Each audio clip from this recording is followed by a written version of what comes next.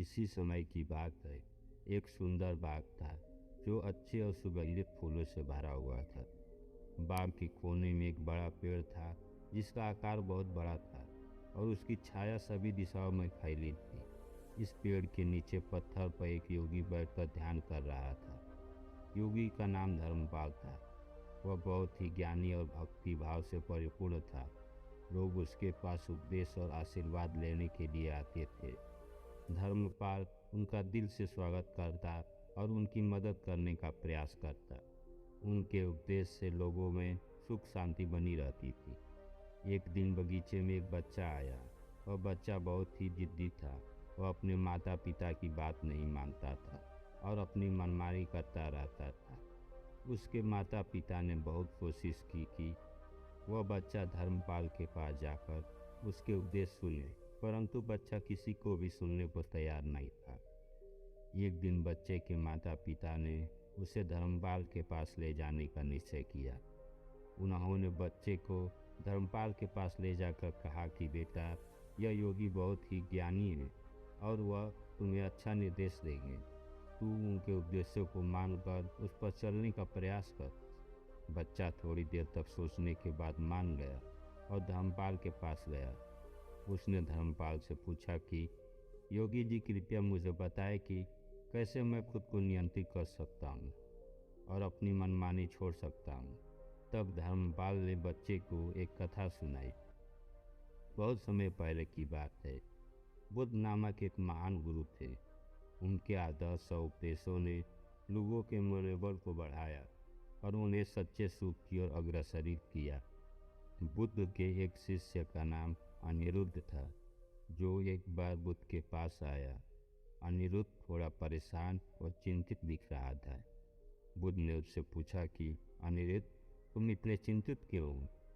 बुद्ध ने कहा कि गुरुजी, मेरे मन में अनेक विचार और उलझन है जिसे मैं नियंत्रित नहीं कर पा रहा। बुद्ध ने मुस्कुराते हुए कहा, अनिरुद्ध, मैं तुम्हें एक कथा सुनाऊंगा जिससे तुम अपने मन को नियंत्रित कर सकते हो। बहुत समय पहले की बात है। एक ब्राह्मण ब्रह्मा की आराधना करता था। उसने ब्रह्मा से यह प्रार्थना की कि उसे सबसे महत्वपूर्ण अद्वितीय वस्त्र दिया जाए। ब्रह्मा ने उसकी प्रार्थना सुनी और उसे एक साधु का वस्त्र दिया जो अद्वितीय और श्रेष्ठ था। ब्राह्मण ने उस वस्त्र को पहना और उसकी महिमा में खो जाने लगा। वह लोगों से बहुत गर्व से बातें करता और अपनी उच्च स्थिति का आनंद उठाता था। लोगों को वह बहुत ही नीचा समझता था।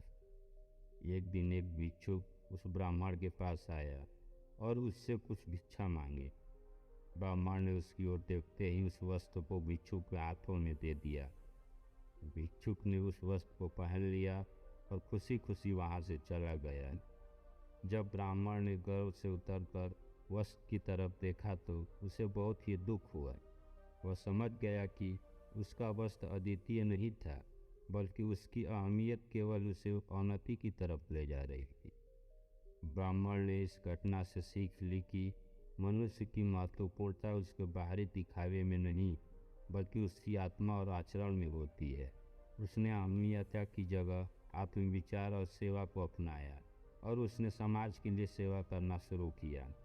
तब धर्मपाल ने कहा, बेटा, यह कथा तुम्हें कुछ सिखाने की कोशिश करती है।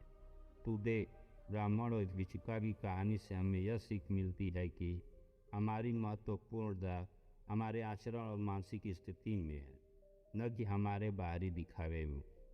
यदि तू अपने मन को नियंत्रित करना चाहता है तो ध्यान का अभ्यास करने का प्रयास कर। ध्यान से ही हम अपने मन को संयमित कर सकते हैं और अपने अंतरात्मा को पहचान सकते हैं। बच्चा धर्मपाल की बातें सुनकर गहरी सोच में डूब गया। उसने ध्यान की महत्वपूर्णता को समझ लिया और उसने अपने मन को संयमित करने का निर्णय लिया। दोस्तों, मन को नियंत्रित करना बहुत ही मुश्किल हो सकता है, परंतु सही मार्गदर्शन और ध्यान के माध्यम से हम अपने मन को संयमित कर सकते हैं। ध्यान के माध्यम से हम अपनी आंतरिक शक्ति, समर्पण और सहयोग की दिशा में बढ़ सकते हैं और समृद्धि की ओर प्रस्थान कर सकते हैं।